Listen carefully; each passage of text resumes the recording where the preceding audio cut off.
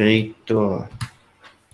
Bom, células procariontes, eucariontes e constituintes moleculares das células. A gente começou isso falando sobre o que era estar vivo, passamos por alguns conceitos, né, de o que é estar vivo, o que significa estar vivo, falamos dos vírus, né, em que para estar vivo a célula, né, ela tem que ter uma série de características a qual, né, o vírus, por exemplo, não engloba, mas a partir disso, eu também discuti que dentro da célula, quando o vírus está dentro da célula, alguns pesquisadores o consideram como um ser vivo, já que ele tem uma sequência lógica, né, onde ele se multiplica, tem todo um contato, expressão dos seus genes, né, então seja a partir do modelo RNA ou modelo DNA. A gente está vivendo um momento de pandemia, então, mais do que nunca, falar sobre vírus é algo que está no momento, né? E esses vírus, cada família de vírus tem características particulares. Todos eles, no entanto, têm uma que ela é peculiar a todos, que eles precisam estar dentro das células para multiplicarem-se, para poder ter algo que os torna, segundo alguns pesquisadores, um ser vivo. Né? Mas naquele conceito de que eles não são autossuficientes, eles não, então, poderiam ser considerados seres vivos por uma outra série de pesquisadores também. Né? A gente falou que todas as coisas vivas são feitas de células, e justamente essa nossa disciplina é isso, a biologia celular é o estudo da célula em si, então núcleo, citoplasma, né, o que constitui o núcleo, o que nós temos no citoplasma, e quem que mantém isso dentro dessa forma organizada, que são as membranas, a mais externa, que é a membrana plasmática, e depois, na parte interna, nós temos uma outra série de membranas, nós temos a membrana nuclear, e depois essas membranas também, nós vamos ter membranas que vão ser importantes para fazer o retículo endoplasmático liso, retículo endoplasmático rugoso, complexo de Golgi, né? Tem membranas nos lisossomos, nós temos membranas nas mitocôndrias, então as membranas são super importantes, e elas têm uma variação entre elas em constituição, mas são bem semelhantes, né? E a membrana que a gente dá mais ênfase no nosso estudo, né, aquela que é a parte essencial, senão não existiria célula, se ela não tivesse sido formada, é a membrana plasmática, a membrana mais externa, aquela camada, né, dupla de fosfolipídios e proteínas, né, a bicamada, que a gente chama de fosfolipídios e proteínas, que é apresentada para a gente desde o segundo grau, naquele modelo clássico do mosaico fluídico, que vocês têm, então, conteúdo escrito naquele capítulo A Célula, que eu passei do livro da apostila da URGS, da Federal do Rio Grande do Sul, e também tem isso nas outras apostilas, da Fiocruz também, Universidade do Ceará, que eu acho que eu passei para vocês também, tem também falando sobre membrana plasmática lá. Além disso, né, nós temos alguns vídeos no YouTube, dos quais eu selecionei, né, alguns vídeos, inclusive um específico de membrana plasmática, super didático, mastigadinho, que está lá no SIGA-A de vocês, que vocês podem olhar pelo SIGA-A ou pelo próprio YouTube, certo? As células, então, constituem todos os seres vivos, né? Então, nós temos aqueles seres que são unicelulares e os seres que são pluricelulares, que é o nosso caso, que é o caso dos animais, que é o fruto do nosso foco de estudo aqui, né? Nós estamos numa disciplina da zootecnia, né? Eu sou médico veterinário, e o nosso objeto de estudo, e para quem a gente vai trabalhar, é o animal, né? Então, esses seres pluricelulares são compostos por células, que são as unidades de vida que a gente tem, as principais unidades de vida que nós temos, e aqui a gente tem justamente assim, quais são as perguntas que a gente tenta responder nessa disciplina. É isso que você tem que se pensar. Por que eu vou fazer essa disciplina? Né? Para que eu possa entender o que é a vida, o que é uma célula, como a célula funciona, e por que é importante que essas células todas tenham uma comunicação entre si, né? A gente vê isso agora, porque essa comunicação entre as células é o que permite que a gente faça tudo, que a gente exista, né? Então, se a gente não entender como a célula funciona basicamente, a gente vai ter um gap, né, uma lacuna de conhecimento que vai nos fazer falta quando nós formos estudar, por exemplo, a fisiologia. Então, a biologia celular dos tecidos, ela é uma base importante para depois a gente estudar uma fisiologia. E sem a fisiologia, a gente não vai bem na nutrição, a gente não vai bem nas outras disciplinas complementares e que vão cada vez ficando mais específicas dentro do curso. Tá? Então, por isso a importância dessas disciplinas básicas. A gente entra muito jovem na faculdade, e a maioria das pessoas, mesmo quem não entra jovem, entra inexperiente quanto à questão do porquê serve o que eu estou estudando. Então, vão por mim, entendam que cada conteúdo tem sua relevância. Se vocês não entenderem isso no momento, lá na frente vocês vão entender, né? E é muito importante, lógico, nesse processo que tem um professor que tente motivar vocês, mostrar o conteúdo, apresentar de uma forma lógica e que faça sentido, mas mais importante ainda é que vocês façam a parte complementar de vocês, de estudantes, que é estudar. A leitura é fundamental. Então, não esperem se formar zootecnistas que apenas estudam, né, que não é estudar, olhando vídeos no YouTube. Olhar vídeo no YouTube é complementar para sedimentar um conhecimento, para remover dúvidas. Mas o estudo, ele é de vocês. Ele é solitário e é leitura, leitura, leitura. Então, é leitura, resumo, ler em voz alta, explicar para si mesmo, explicar para o colega. Isso são as diferentes formas, né? Inclusive tem no Siga de vocês é um quadrinho, né, um HQ, de uma forma lúdica explicando a técnica do Pomodoro para ajudar quem tem dificuldade de concentração na hora de estudar. Essa técnica ajuda muito, porque ela te coloca metas. Mas como toda técnica, funciona se você executar ela como ela deve ser executada. Tá? Isso é sem celular, sem televisão, sem rádio ligado. Vocês têm que se isolar das distrações. Professor, é difícil, a minha casa tem 2 cômodos e eu estudo na sala, tá todo mundo junto. Eu entendo e, assim, não vai dar certo nesse momento para ti, né? Então, de repente, para ti, tu faz um misto, põe um fone de ouvido, um bloqueador de ruídos, não sei, tá? Então, eu sei que não, mas a ideia é tentar ajudar. Quem tiver a oportunidade de, às vezes, pegar a condução da faculdade e ir à biblioteca, lá tem espaços silenciosos que podem ajudar bastante, principalmente quem tem dificuldade de concentrar, porque lá na biblioteca tu não tem a tua cama, né?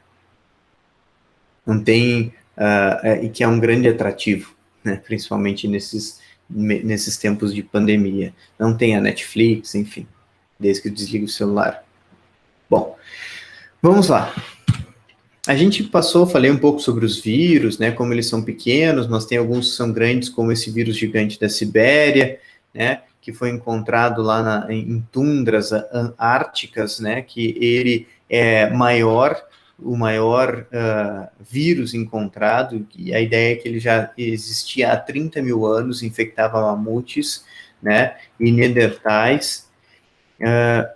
Mostrei um pouco sobre ele. Ele é o único vírus que a gente consegue ver no microscópio óptico, que é aquele que a gente tem na faculdade. Os outros, eles são todos vírus que a gente tem que ver apenas em microscopia eletrônica, né, que é um microscópio que ele é muito mais potente, a gente consegue enxergar a mitocôndria, as organelas, inclusive o vírus. Tá? O hospedeiro dele é um tipo de ameba. Bom, vamos passar aqui dos vírus. Se vocês tiverem alguma curiosidade, vocês podem retomar essa apresentação depois. Se vocês quiserem saber mais sobre vírus, de uma forma também mais lúdica, vocês podem me pedir indicações de vídeos que eu posso procurar no YouTube para mostrar para vocês. Não é o foco do nosso estudo aqui, apesar de eu gostar muito de vírus, eu estudei vírus no mestrado e no doutorado, dentro de doenças, que é a minha especificidade, eu sou patologista. Tá? Aqui, ó, só para mostrar, então, esse quadro, voltando um pouco, então, biologia celular agora voltada ao que a gente está vendo de coronavírus, né? Nós temos aqui os 3 tipos, né, de imunidade, né? Na verdade, são 2 tipos, a imunidade intrínseca, e a imunidade inata ou adquirida, né? Essa imunidade intrínseca ou inata. E a imunidade adquirida. Essa imunidade inata, ela vai crescer conforme se desenvolve, mas ela é aquela imunidade que a gente não vai ser específica contra o vírus A, B ou C. Então, se você pegar um macrófago, se pegar um neutrófilo, se pegar um eosinófilo, se pegar essas células, elas são células que elas são pau para toda obra. Né? Então, o macrófago ele vai destruir a célula que tenha vírus, ou vai destruir uma bactéria, ou vai atacar um parasita, né? Um endoparasita, enfim, ele não faz distinção. Agora, quando a gente fala em imunidade adquirida, é justamente o que a gente está buscando agora com a vacinação. Porque essa imunidade adquirida é aquela que é específica, né? Então, a imunidade que ela é inata, a intrínseca são aquelas barreiras naturais, né? Então, os pelos no nariz, aquecimento do ar, os cílios, o muco, então tudo que a proteção de gordura na pele, a própria pele, tudo aquilo que é barreira física, né, são essas defesa intrínseca. A inata é essa das células que são inespecíficas, né? Então, célula natural killer, célula macrófago, neutrófilo, são células inespecíficas. Agora, existem células, que são os linfócitos, né? Que elas, e daí eles se diferenciam também em plasmócitos, que são células que vão montar uma defesa específica, que é essa imunidade adquirida. Essa imunidade adquirida, então, se você nunca entrou em contato com vírus, que é o que tinha acontecido com esse coronavírus, o SARS-CoV-2, nós nunca tínhamos entrado em contato com o SARS-CoV-2. Ou seja, nós não tínhamos nem células de memória de defesa e nem anticorpos de memória de defesa. Com isso, o nosso sistema imunológico, quando se deparou com esse novo vírus, ele ficou assim, ele não tinha como dar uma resposta rápida. E aí, o que acontece? Em organismos mais debilitados, isso daí, regra geral, o vírus, essa resposta, ela é mais lenta, às vezes porque a pessoa já está velha, ou porque ela tem um sistema imunológico já diminuído, seja pela idade, ou por comorbidades, né? Ou mesmo por hábitos de vida, como fumar, beber em excesso, etc., usar drogas, enfim, a imunidade está baixa. Né? Ou tratamentos também, como quem com tratamentos quimioterápicos, radioterápicos, enfim. Essas pessoas, elas têm uma dificuldade em montar a sua defesa adquirida contra esse novo vírus. E aí elas acabam tendo doença num patamar de leve, moderado e até mais grave, e alguns vindo a óbito. Aí vem a coisa, mas professor, tem alguns jovens que também, né, tem doença grave e alguns morrem, com certeza. E não é porque, e tem casos que não é porque o sistema imunológico, ele tem uma dificuldade em montar uma defesa contra o vírus. Tem casos que é o contrário. O sistema imunológico, ele, como não conhece aquele vírus, ele não tem uma modulação do nível de ataque que ele faz. É algo novo, e aí ele vai com tudo. É como se ele enviasse o máximo de soldados que ele tem para uma guerra. Só que o local de combate ali são as vias respiratórias. E se tu enche de células inflamatórias, ali tu tem o quê? Pneumonia. E aí com a pneumonia você tem o quê? Um influxo de células. Para esse influxo de células tu tem que ter uma vasodilatação para que essas células cheguem até ali. E junto com as células que chegam para tentar defender esse organismo desses jovens, né, que acabam morrendo, vem muito o quê? Para que as células passem do sangue até o tecido, tem que ter um processo de afrouxamento dessas células que revestem ali os capilares, que ficam ao redor dos alvéolos pulmonares. Para que a célula passe, então, que é o processo de diapedese, acaba passando junto o quê? A parte líquida do sangue, que é o plasma. Então, essas pessoas que têm pneumonia, elas têm junto com a pneumonia um acúmulo de líquido no pulmão. Né? E se esse acúmulo é muito grande, elas podem ter o que a gente chama de uma parada respiratória aguda, né? Por ter tido um edema pulmonar agudo, e acabam não conseguindo respirar e morrem por conta disso. Então, o excesso da defesa também pode levar à morte em alguns indivíduos.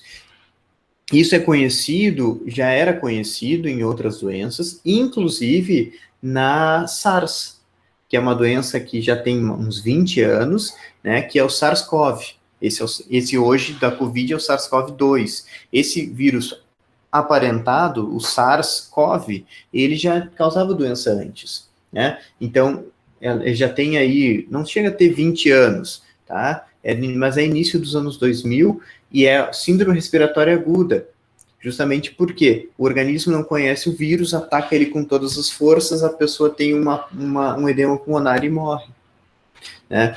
Algumas pessoas, não todas, porque existem organismos e organismos, tá? Então, por isso que jovens também morrem. Por isso também, já pelo conhecimento desse SARS, que já existia, o SARS-CoV, é que conseguiu-se, além de uma conjunta, né, que em 20 anos a gente tem hoje processos de sequenciamento mais rápidos, toda a tecnologia de pesquisa é mais rápida, a gente conseguiu desenvolver, né, eu não participei, mas eu sou cientista, então os cientistas conseguiram desenvolver a vacina muito mais rápido do que qualquer face da história anterior, porque era uma questão de necessidade, né? Com um vírus que já tinha um parente conhecido, já vinha sendo estudado, então já tinha um caminho trilhado anterior. Não foi, é um vírus novo, mas que já existia um conhecimento próximo que ajudou muito nisso. Tá? Então, só para, inclusive, ajudar algumas pessoas que talvez ainda tenham, eu espero que não seja o caso de vocês, mas se forem, eu espero que com essa conversa vocês tenham removido qualquer dúvida e misticismo e falsa informação que é passada com relação à vacina. As vacinas são seguras, sim. As vacinas, se vocês tiverem oportunidade, sim, se vacinem e estimulem aqueles que estão com vocês a se vacinar. Não entrem nessa de desinformação, né, nessa de politizar a vacina e falar, e escutar quem não entende nada. Se você quebrar a perna, você vai no ortopedista. Se você tiver uma dor no ouvido, você vai no otorrinolaringologista. Né? Se você quer construir uma casa, é um engenheiro civil ou um arquiteto, e assim por diante. Né? Se você quer pegar e Professor, dar uma boa nutrição... Oi? é verdade que quem tem alergias graves não pode tomar vacina? Depende da alergia. Você tem que saber, por exemplo, qualquer vacina, aí serve para qualquer vacina. Você tem que saber se a vacina ela é feita em que veículo que ela tem, onde aquele vírus, por exemplo, ele foi multiplicado. Tem vacinas que elas é utilizado o ovo, né? Eles usam embriões e tudo mais para fazer multiplicação viral, tudo mais. Algumas vacinas são dessa forma, incluindo quando tinha vacina lá da gripe suína, lembra? Por exemplo, quem tem alergia a ovo não podia Eu tomar não posso tomar vacina por causa da alergia a ovo. não podia tomar vacina. Aí você tem que se informar se essa vacina ela utilizou esse meio na sua produção ou não. Porque não são todas as vacinas que utilizam isso, entendeu? Mas se a vacina usou, você não deve usar ela, se você tem alergia a ovo, tá? Mas, assim, se não for o caso, né, então tem que ter esse cuidado, mas a pessoa que tem alergia, geralmente ela conhece, né, então esse problema, podem sim, vão ter muitos casos, eu acho, não talvez muitos casos, mas existirão casos de pessoas que vão ter reações adversas à vacina, mas que elas não são o suficientemente graves a ponto de não poder usar a vacina, né, por quê? O benefício é muito maior do que o problema que poderia dar em algumas pessoas que são a minoria, tá? Então, isso assim, a vacina sim é segura para a grande maioria da população, e esses casos, como é o caso que quem tem alergia ao ovo, isso tem que ser falado no momento da vacinação que você for, qualquer vacina vai falar, olha, eu tenho alergia ao ovo, eu posso tomar essa vacina? E aí o agente de saúde tem que estar informado com relação a isso. Se você não quiser confiar neles, você estuda isso antes em fontes, né, que não são o site de partidos políticos, tá? Então, como eu estava dizendo, se você quer construir uma casa, você chama um engenheiro civil, né? Você não vai chamar o presidente da república, porque ele não entende nada de construção. Você não vai chamar o seu partido, o vereador da sua cidade, o prefeito da sua cidade, o pastor da sua igreja, ou o padre, ou o cara que atende no posto, tu vai chamar o engenheiro civil. Então, quando tu tem que saber de algo como isso, né, que é científico, que é pesquisa científica, você tem que se basear em quem? Quem você tem que consultar? Os cientistas. né? Então não pode ir na conversa, inclusive, e ser médico não é ser cientista, tá? Deixar isso bem claro, porque cientista é quem faz pesquisa, quem faz ciência. Então é como eu que fiz mestrado, doutorado, eu sou um cientista, né? Mas eu só me formar em veterinário, que sou um médico veterinário, não me faria um cientista. Sim, me faz alguém que tem um conhecimento maior sobre fisiologia, imunologia, né, sobre essa parte do funcionamento do organismo. Então, com certeza eu posso dar uma opinião até mais pautada, desde que eu seja um médico veterinário ou um médico que eu leia artigos científicos, né, verdadeiramente, e vá atrás de ciência. Então, eu poderia ser um replicador de ciência. Mas tem muitos médicos que não leem artigos científicos e que dão sua opinião baseado na experiência. E experiência, que experiência é essa de um vírus que surgiu agora? Não existe. Então, na verdade, é empírico, é da cabeça dele, é irresponsabilidade. Tem muita fala de médico irresponsável. Eu tenho 40 anos de pediatria. Meu, não serve para nada se você não estudou esse vírus, se você não leu os artigos desse vírus, o que você vai falar da sua cabeça é como eu falar assim, bom, eu sou veterinário há 20 anos, então agora eu vou falar dessa nova doença que surgiu, a qual eu não li nada, mas eu acho que funciona assim. Sabe? Não é assim que funciona. Então a gente tem que ter responsabilidade. Então, saiba onde procurar, tá? Porque tem médico, por exemplo, que vai falar que se você tomar água com bicarbonato, você não vai ter câncer. Né? E essa é a cura do câncer. E que daí as grandes empresas estão escondendo essa cura do câncer. Se você tomar iodo todo dia, você não vai ter câncer. Então, assim, se fosse tão simples, você acha que não estaria instituído esse tratamento e milhões de pessoas não estariam sendo salvas? Né? Então, isso é fala de quem quer ganhar notoriedade frente a pessoas que querem o caminho mais fácil e acreditar em contos de fada e não em ciência. Então, tomem cuidado. Tá? Eu sei porque eu tenho isso dentro de casa. Eu tenho um tio meu que ele segue esse médico lá, acho que é Lair Ribeiro, e que o cara não tem comprovação científica de nada. É um engodo. Tá? Mas, enfim, vamos lá. Essa imunidade adquirida é o que a gente quer, tá? E ela não é só anticorpos, a gente quer também adquirir células de defesa de memória, tá bom? Então é isso que a gente procura com a vacina. A vacina ideal busca isso, nem todas conseguem. Vamos passar aqui então, nós falamos de célula procarionte e eucarionte, as diferenças, né, que um tem núcleo, né, o outro não tem. Né? Então, a célula eucarionte ela tem a membrana nuclear individualizada, delimitado, o material genético está lá, no núcleo. E a procarionte não. Né? Os cromossomos estão lá no citoplasma, não estão separados dentro daquele pacotinho que a gente chama de núcleo. Tá? E é isso, vírus está em todo lugar, vão ter novos vírus, a gente sempre vai ter problemas com vírus, isso é fato. Tanto que a gente tem, né, vírus no nosso genoma.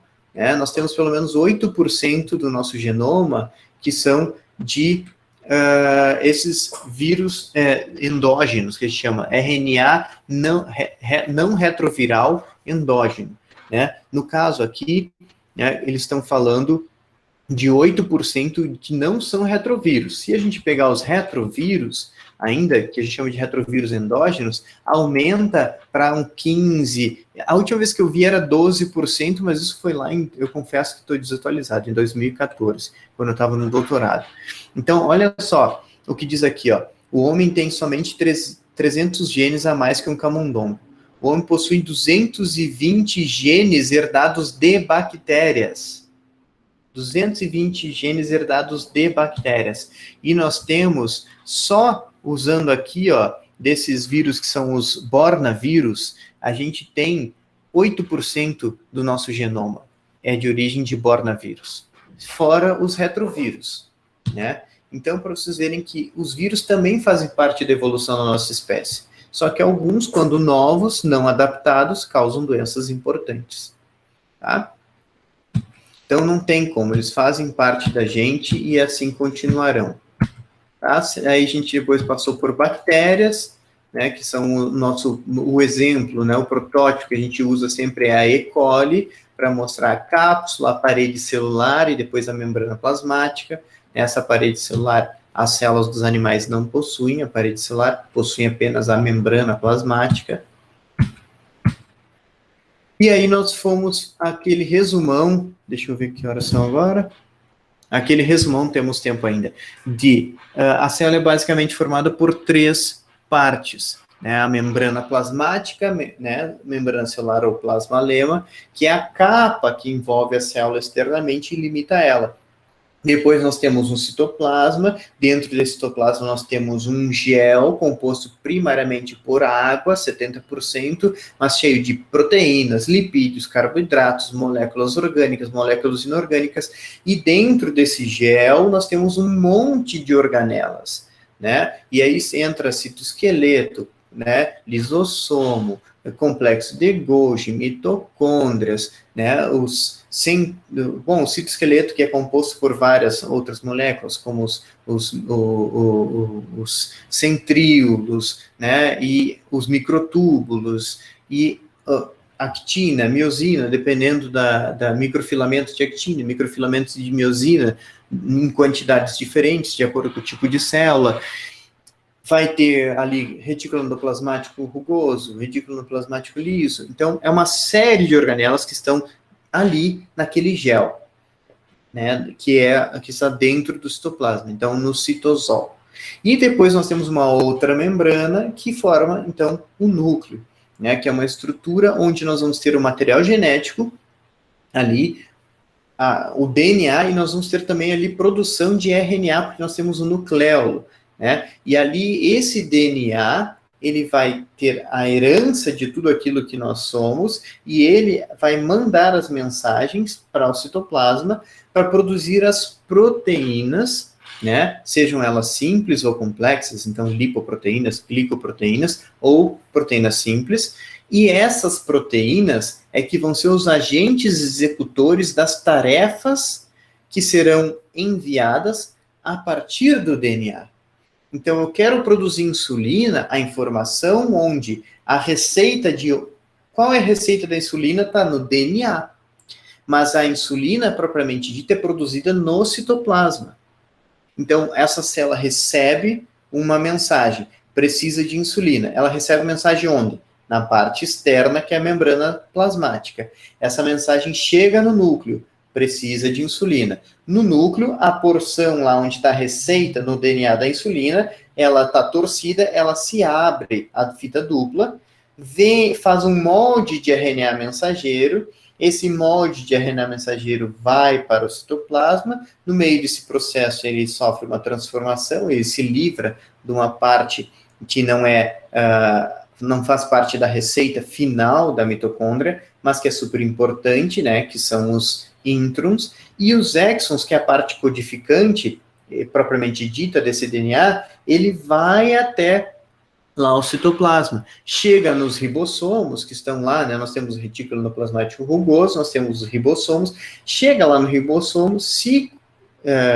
vincula ao ribossomo, a essa organela, e a partir de uma ação conjunta de RNAs que são produzidos lá no nucleolo, então vai vir o transporte complementar daquela sequência de aminoácidos, né? Então, cada 3 aminoácidos que eu tenho lá vai dar origem, cada 3 bases nitrogenadas, perdão, então adenina, citosina, guanina, timina, e no RNA nós temos a uracila, que é a substituição. A cada 3 desses, isso equivale a um aminoácido. Então, lá na fórmula que saiu do DNA, na receita da insulina que chegou no ribossomo, lá no ribossomo vai ser o quê? Vai ser complementado essa sequência com aminoácidos, cada 3 base nitrogenada, então, uracila, né, guanina, citosina, lá, por exemplo, aí eu tenho o aminoácido X, vai lá e encaixa o aminoácido X, né, então nós vamos ter um RNA transportador que vai colocar ali. E aí eu vou formando uma cadeia de aminoácidos, e essa cadeia de aminoácidos vai se desprender, vai tomar uma forma específica, e aí que vai ser a proteína propriamente dita, que a gente vai chamar, no caso aí, de insulina, que é o nosso exemplo aqui hipotético. E aí essa vai ser transportada para fora da célula até o local de ação, que no caso é o sangue, né? Fazendo então com que a glicose que está aumentada no sangue possa entrar para dentro das células, né? E não fique acumulada ali no sangue. Quando isso dá problema, né, é o que acontece, acumula a glicose no sangue e nós temos a doença chamada diabetes. Tá? Então, esse processo todo, vocês veem como está intimamente ligado entre saúde e doença, a compreensão disso, ela parte daqui, dessa base.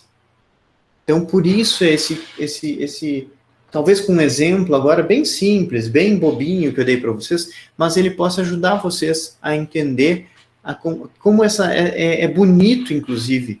Isso é muito bonito, entender a célula como funciona. As coisas não acontecem do nada, existe toda uma sinalização.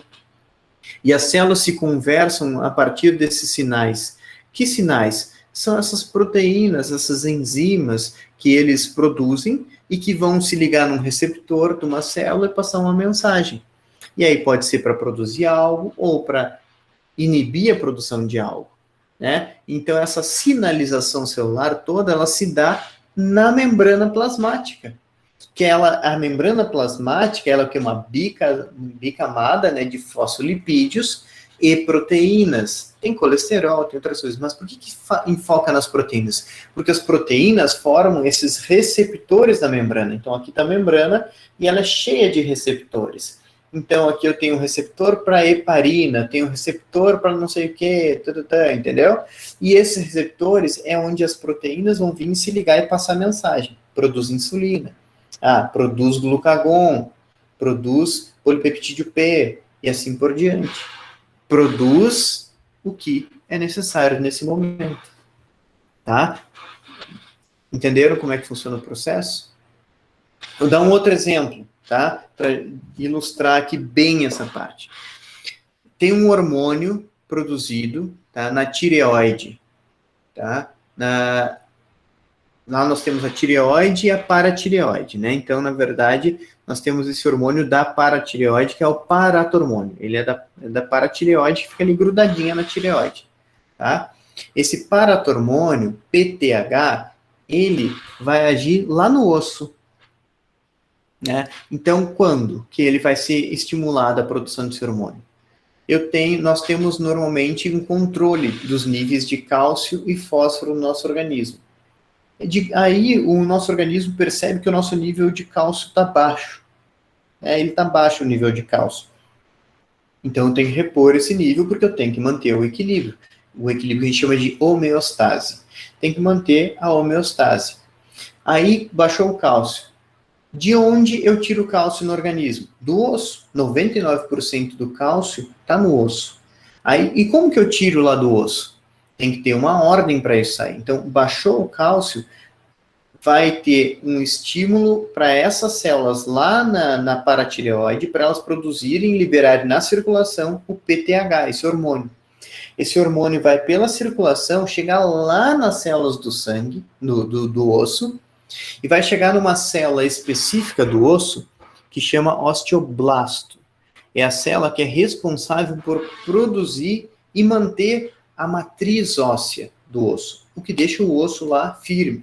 Ela produz a matriz orgânica e depois essa matriz ela é mineralizada. Aí esse osteoblasto, ele tem receptor para esse PTH. Então tá lá a célula, digamos que isso aqui é a célula, chegou o hormônio, ligou no osteoblasto. Nesse momento ele manda a mensagem para o osteoblasto o seguinte, pare de produzir matriz óssea. Nós precisamos remover matriz óssea para liberar cálcio no sangue, porque o cálcio está baixo no sangue. O osteoblasto, naquele momento, ele para de produzir matriz óssea e manda um sinal também a partir de proteínas que ele produz, e esse sinal vai agir numa outra célula que tem lá dentro do osso, que chama osteoclasto. E essa célula osteoclasto, recebendo esse sinal do osteoblasto, ela é que vai, propriamente dita, fagocitar a matriz óssea, Eu estou simplificando, é bem mais complexo que isso. Vai fagocitar, ela vai destruir o osso, tá? Vai remover ali pedacinhos do osso e vai liberar no sangue o cálcio necessário. Quando o cálcio equilibrou, para de produzir PTH, o osteoclasto para de funcionar aqui e o osteoblasto volta a pôr matriz óssea. E aí a gente consegue seguir a vida. Esse é um exemplo de como funciona a sinalização. E o desequilíbrio disso pode levar a doenças. A mais comum, que você já deve ter ouvido falar, é o quê? Osteoporose. Mas também, né, nós temos o raquitismo, osteodistrofia fibrosa, outras doenças que surgem desse desequilíbrio também do cálcio e também do fósforo. Tá? Seja por desequilíbrio alimentar, seja por um problema de doença renal crônica. E aí, para quem trabalha com zootecnia, tu pensa, para que eu uso isso? Para que tu usa isso, meu querido e minha querida? Para que você possa fazer uma nutrição balanceada para o seu animal. Porque se você não tiver uma nutrição balanceada, vocês já ouviram falar em uma doença de cavalo chamada cara inchada? É uma osteodistrofia fibrosa, por desequilíbrio cálcio e fósforo na dieta do cavalo. E aí o cavalo pode desenvolver essa doença por causa disso. Assim como o cachorro pode desenvolver também, se ele comer, por exemplo, uma dieta baseada em carne e não for equilibrado, porque os níveis de fósforo e cálcio são extremamente diferentes na carne. Então, olha a importância disso que eu estou falando. Eu cheguei lá na nutrição, sacaram? Então, é isso aí. Espero que tenha convencido vocês da importância de estudar da base as questões, para que vocês depois sejam profissionais cada vez mais seguros do que fazem. Né? Vocês vão esquecer os detalhes, os meandros do que vocês estudam ao longo do tempo. Isso é natural. Né? Eu não anestesio um animal desde 2004 ou 2005. Eu não anestesio um animal. Mas eu aprendi a disciplina de anestesiologia na faculdade e anestesiei animais. Então, se eu precisar dessa informação, eu tenho como retornar e voltar a anestesiar. Mas hoje, eu não lembro quais são as doses, sabe? Mas eu tenho a ideia de como funciona o processo e de onde buscar esse conhecimento caso eu precise. Mas eu sou patologista, então eu não uso isso. Mas o importante é que como eu tive isso e lá na época eu estudei, hoje eu conseguiria voltar e reativar isso se necessário. Tá? Então, a membrana plasmática, nós vamos ter uma aula que vai ser amanhã, só sobre membrana plasmática. Então, eu vou passar aqui batido, tá? Aqui nós já falamos, isso daqui é processo de endocitose e exocitose. Endo, quando a célula traz para dentro, exo, quando ela elimina para fora, né? E os processos de endocitose, nós temos dois principais, a pinocitose, quando são pequenas vesículas, né, geralmente fluidos e pequenas moléculas, e depois a fagocitose, quando nós temos grandes partículas, como micro-organismos, por exemplo, né? Então, quando uma bactéria é fagocitada por um neutrófilo, é justamente isso que acontece. Ela chega, envolve uma bactéria, a membrana plasmática do neutrófilo, que é uma célula de defesa, ela envolve a bactéria e puxa para dentro da célula, formando um saquinho de membrana plasmática que fica ali dentro da célula. Esse saquinho de membrana plasmática vai se fundir com a membrana plasmática do lisossomo, e aí quando acontecer essa fusão, vai haver uma alteração no pH aqui dentro, que vai ativar as enzimas do lisossomo, que estão neutralizadas até então, elas vão se tornar ativas, e essas enzimas vão destruir essa bactéria.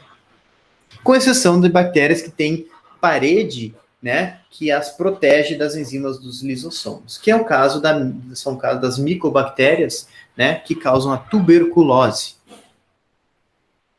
Tá, então aqui os processos de fagocitose, pinocitose, isso tudo tem naqueles vídeos também, ilustrando para vocês como que funciona, tem muito vídeo sobre isso, tá? O modelo da membrana plasmática, a gente vai ver com mais calma amanhã. Funções, tudo isso, a gente vai ter uma aula só sobre isso. Citoplasma aqui, então acho para a gente dar a finalização do nosso encontro de hoje, nesse nosso resgate, não volta assim, tá. O citoplasma, então para a gente finalizar, fazer esse apanhado geral. Minha sugestão, que vocês leiam o capítulo entre hoje e amanhã, pelo menos até amanhã, leiam sobre membrana plasmática, no mínimo. E daí, na semana que vem, a gente vai ter questões sobre membrana plasmática, tá? Membrana plasmática. Sobre membranas, né? Que vai pegar a membrana plasmática e nuclear. Eu vou explicar as duas. Então, sobre essas membranas, terça-feira que vem nós vamos ter questões sobre isso, tá? Questões sobre as membranas e... sobre as membranas, que vai ser o foco da aula de amanhã. Com relação ao citoplasma, nós temos essa substância, então, gelatinosa, que tem dentro do citoplasma, que é 70% de água, mais um monte de proteínas, que é o citosol, né? Ele está localizado entre a membrana plasmática externa e a membrana nuclear. Então, aqui é o citoplasma,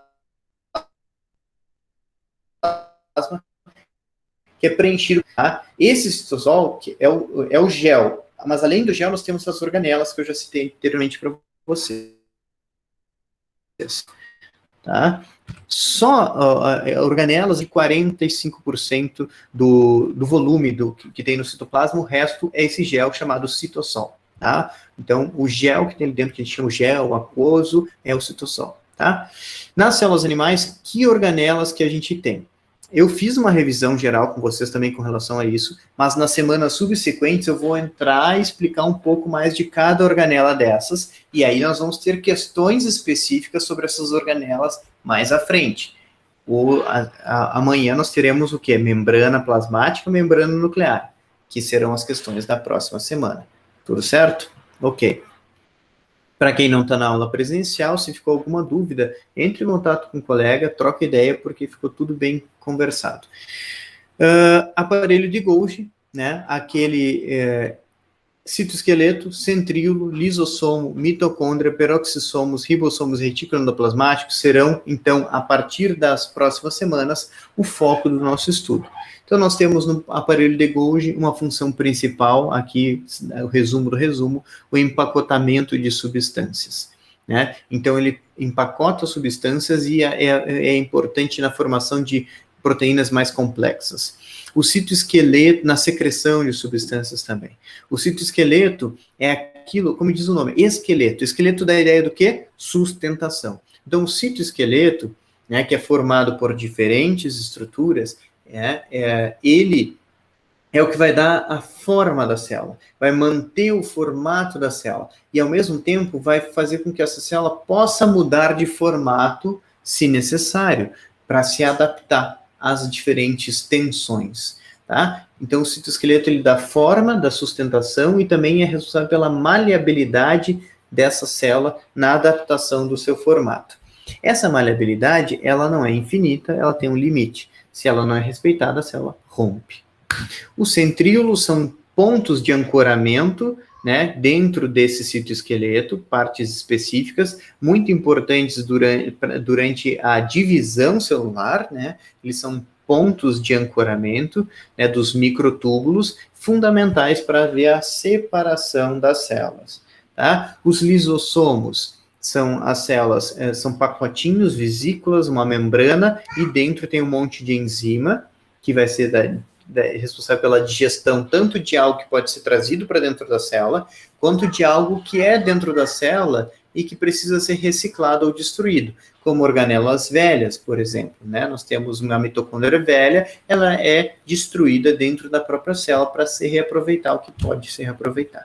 As mitocôndrias são os centros de energia, as nossas micro-usinas, que são adaptações, bactérias que entraram em contato com as células há milhões e milhões e milhões de anos e acabaram tornando um lugar melhor para que elas vivessem e melhor para a célula, porque ela faz um processo que é fundamental para a vida, que é a respiração celular, né? Baseada na presença do oxigênio, de água. Nós temos uma produção de energia que ela é muito mais eficiente do que na ausência do oxigênio. Então, sem a presença do oxigênio e sem a presença das mitocôndrias, a vida como seres multicelulares que somos, ela seria impraticável, seria impossível. Impossível.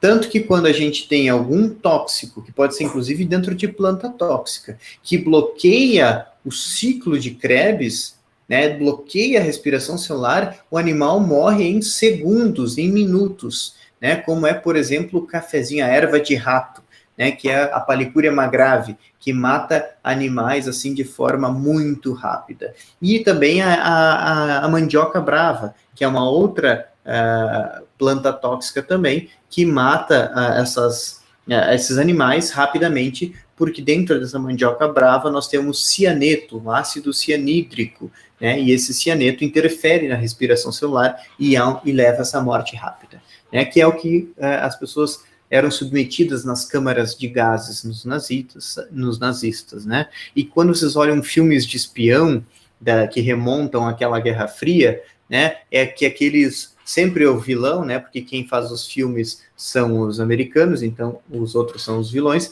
Quando eles arrancam um dente e mordem uma cápsula e começa a espumar a boca, assim, ele se suicidou com uma cápsula. Até no Capitão América, no primeiro deles, né? Que é o primeiro Vingador, aquele lá, quando ele persegue um carinha, depois que ele se torna o Capitão América, propriamente dito ali, o carinha se suicida dessa forma. Essa é só cultura popular envolvendo o que a gente está falando aqui. Peroxissomo tem uma função semelhante ao dos lisossomos, o que muda são as enzimas que estão ali dentro. Ribossomos são fundamentais para a produção de proteínas, e proteína é fundamental para a vida. Né? Toda a comunicação celular é feita à base de proteínas. As enzimas digestivas são proteínas. Tudo é proteína. Tudo é proteína. Então, nós precisamos do ribossomo. Né? A própria estrutura celular ela é baseada em proteínas estruturais. Então, nós precisamos de proteínas e elas são produzidas nos ribossomos. E o retículo endoplasmático, aí o rugoso é onde estão os ribossomos, né? Ele é característica, e o liso, que é o logo em seguida da saída do núcleo, também tem as suas funções importantes, que serão discriminadas nas próximas aulas. Nosso horário já são 11h04. Por hoje, pessoal, eu vou parar a gravação nesse momento aqui, porque eu acho que nós tivemos, inclusive, um aproveitamento acima do que eu esperava. Onde que eu paro de gravar aqui? Meu Deus. Clico nesses aqui. Interromper a gravação.